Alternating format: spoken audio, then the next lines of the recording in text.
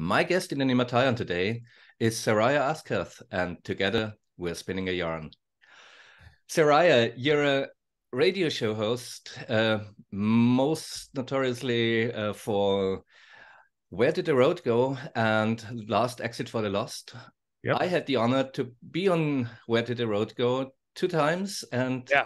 now I've the honor to have you here. Welcome. Well, thank you. So, Seriah, what has been your favorite childhood story? Oh, see, the problem with you asking me that question is I don't remember a lot of my childhood. Just glimpses here and there.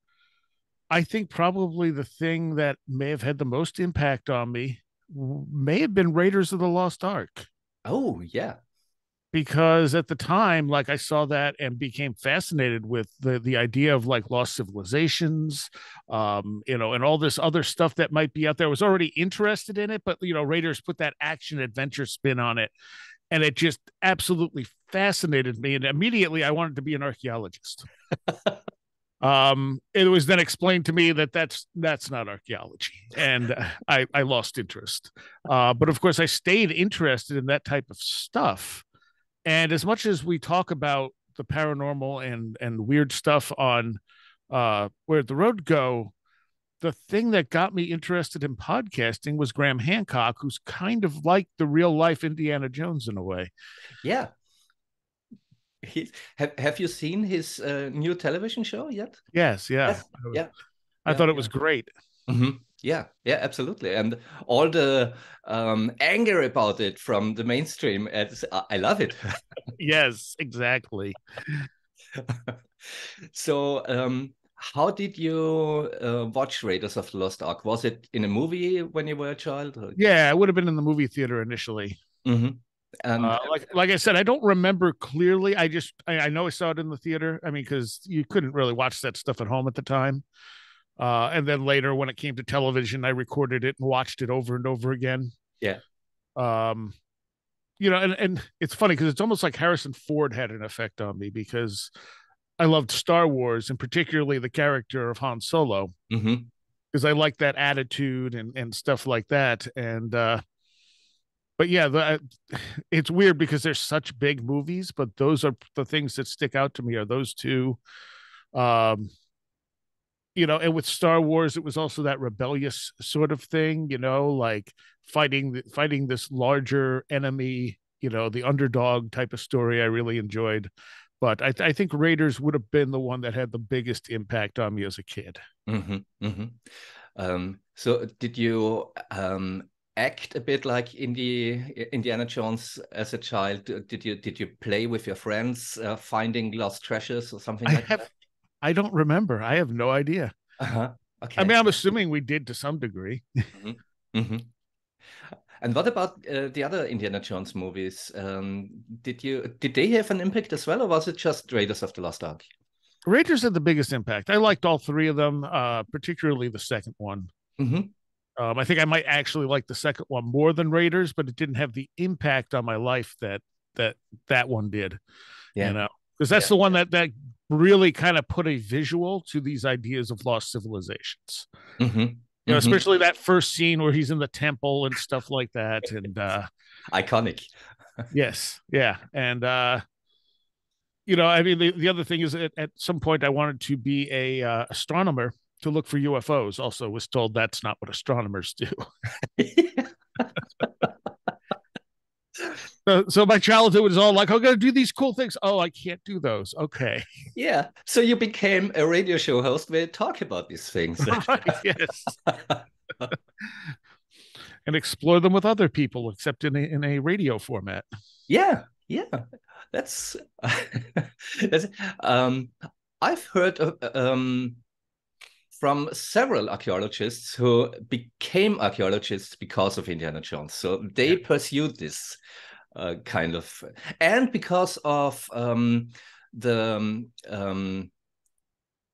nephews of Donald Duck, because they are always searching.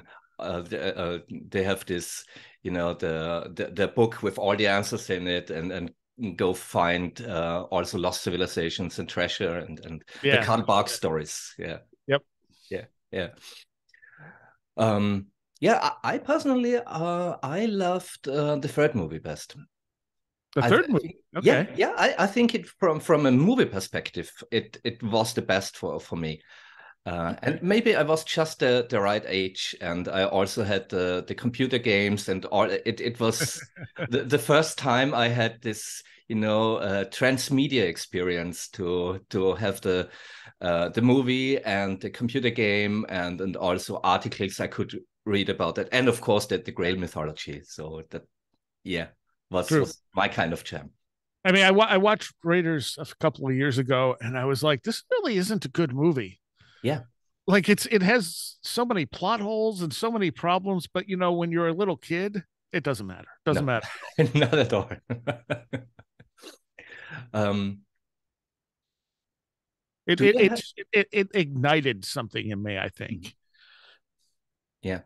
Do you have something, some particular episode on your show that you could tell was a direct continuance of this movie experience? Was there a guest who carried on the flame, something like that? That connected like because of that, you Yeah. mean? Yeah. I mean, like I said, Grant, I never listened to talk radio. My dad was a big fan of Rush Limbaugh. If anyone doesn't know who that is, he's a very right wing, loudmouth, political talk show host here in the U.S. And I hated him. I could not stand listening to the guy. My dad listened to him constantly. I wanted nothing to do with talk radio. And then when I started following Graham Hancock stuff, he was on Coast to Coast, and I'm like, oh, I don't want to listen to talk radio, but I want to hear Graham talk. Yeah. So that got me listening to podcasts, and then I started searching out other stuff he was in. I've never had him on the show, Hmm. although I am going to drop him a line now that his new show is out. Yeah. I have talked to him, which was cool. Mm. We did a John Anthony West telethon, and he was on that, so I got to talk to him a little bit. But really, when I started Where Did the Road Go, I did not expect it to be successful. Hmm. And I said, if I got to talk to Andrew Collins, Robert Schock, and who's the third person I really, really wanted to talk to? Oh, and Graham. And Graham, even if the Hmm. show bombed, I would be happy. And that kind of continues that sort of that thing, that sort of lost civilization thing. And there's way more shows on UFOs and weirdness and stuff like that. But if you go back to the early shows, a lot of them are on the lost civilization stuff. Hmm. Hmm. Interesting. I love it how stories have such an impact that they become like a threat throughout our lives. Oh yeah, absolutely. Yeah, yeah. And they So, continue to do that. I mean, it's not just when you're young. I mean, you see something and it inspires you and moves you forward, and you're like, oh, that gives me ideas. It gives me, like almost like energy to mhm. keep going. I stopped reading or listening to fiction for a long time. I would watch movies and stuff, and then I started listening to fictional podcasts, and I'm like, I've been missing out because even though they're fiction, they're inspiring.